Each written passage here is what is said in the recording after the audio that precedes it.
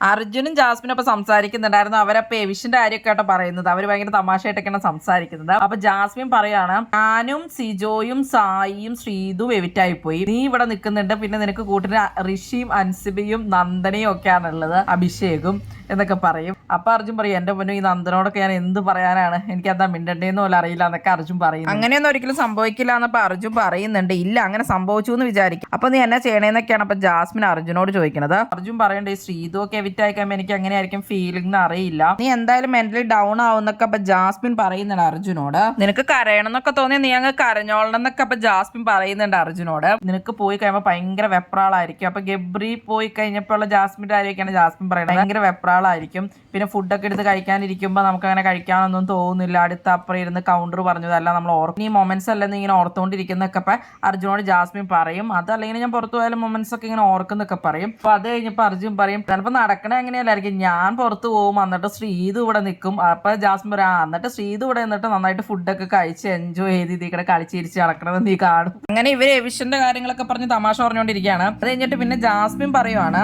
എന്നെ ചിലപ്പോൾ സാറ്റർഡേ എവിറ്റ് ചെയ്യും, എന്നിട്ട് നിന്നെ സൺഡേയിൽ ഇതിൽ എവിറ്റ് ചെയ്യും. അത് കഴിഞ്ഞിട്ട് നമ്മൾ പക്ഷെ പുറത്ത് റൂമിൽ വരുമ്പോ ആയിരിക്കും പിന്നെ കണ്ടുമുട്ടണത്. അപ്പൊ നമ്മൾ അപ്പോഴായിരിക്കും അറിയണേ എവിറ്റ് ആയി എന്നുള്ളത്. ഏറ്റവും വലിയ കോമഡി എന്നൊക്കെ പറഞ്ഞപ്പോ ഇവരിങ്ങനെ പറഞ്ഞുകൊണ്ടിരിക്കുന്നുണ്ട്. അപ്പൊ ഈ സായിയും സിജോ ഒക്കെ കുറെ പ്രാവശ്യം അർജുൻ പോകുന്നു ശ്രീതു പോകുന്നൊക്കെ പറഞ്ഞിട്ടുണ്ടല്ലോ, അതുകൊണ്ട് അർജുന് കുറച്ച് ഡൗട്ട് ഒക്കെ ഉണ്ടെന്ന് തോന്നുന്നു. അതോർത്താണ് ഇപ്പൊ അർജുൻ ഇരിക്കണത്.